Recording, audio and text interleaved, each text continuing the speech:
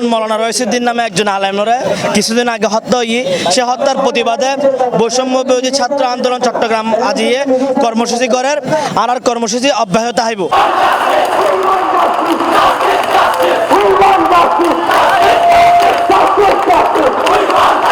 আর আজের কর্মসূচিতে আর রইসুদ্দিন ভাইয়ের হত্যা আপনার ইয়ার হত্যা হারে একজনের খুনিদের গ্রেপ্তার না করে আর চাই এবং যারা যারা আন্দোলন করছে তাদের গ্রেপ্তার করছে এবং তাদের দ্রুত মুক্তি দেওয়া করব এবং যারা হত্যাকারী তার চিহ্নিত হত্যাকারী তারা দ্রুত গ্রেপ্তার করে রইসুদ্দিনের বিচার নিশ্চিত করা করবে।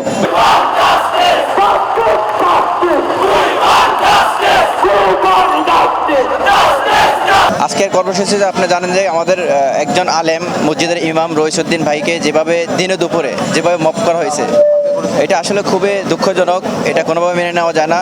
স্বাধীনতার পরবর্তী সময় আমরা 5 আগস্ট একটা আমরা সেকেন্ড স্বাধীনতা পেয়েছি। এই স্বাধীন দেশে একজন হুজুরকে এভাবে মপ সৃষ্টি করে মারা হয়েছে, এটা মেনে নেওয়া যায় না। আমরা মহানগর বৈষম্যবিরোধী ছাত্র চট্টগ্রাম মহানগরের পক্ষ থেকে তীব্র নিন্দা প্রতিবাদ জানাচ্ছি। রইসুদ্দিন ভাইয়ের হত্যাকাণ্ড যারা জড়িত আছে তাদেরকে যদি দ্রুত সময় গ্রেপ্তার করা না হয় তাহলে আমরা আরো কঠোর কর্মসূচি দেওয়ার জন্য প্রস্তুতি নিচ্ছি।